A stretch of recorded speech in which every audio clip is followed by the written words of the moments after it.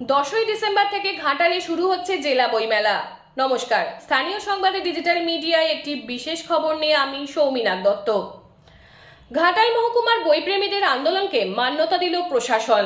অবশেষে ঘাটাল মহকুমাতেই এবারে জেলা বইমেলা করার বিষয়টিতে সিলমোহর দেওয়া হলো। ঘাটালের মহকুমা শাসক সুমন বিশ্বাস বলেন, জেলা বইমেলা এবার ঘাটাল মহকুমাতেই হবে, এই নিয়ে চূড়ান্ত সিদ্ধান্ত নেওয়া হয়েছে।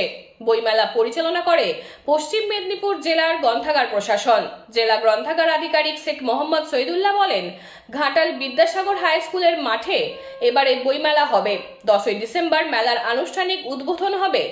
মেলা চলবে 16ই ডিসেম্বর পর্যন্ত। স্টল থাকবে 80টি। মেলার থিম হবে ভাষা দিয়ে সম্প্রীতি গড়ব। তবে বইমেলা ঘাটালে ফিরে এলেও প্রশাসন চাপে রেখেছে ঘাটালবাসীকে। গতবারে জেলা বইমেলা হয়েছিল মেদিনীপুর শহরে। সেখানে প্রায় 70 থেকে 75 লক্ষ টাকার বই বিক্রি হয়েছিল।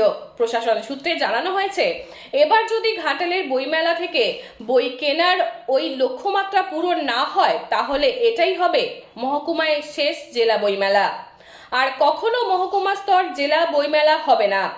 প্রত্যেক বছর জেলা শহরে জেলা বইমেলা হবে বলে গ্রন্থাগার প্রশাসন সূত্রে জানানো হয়েছে।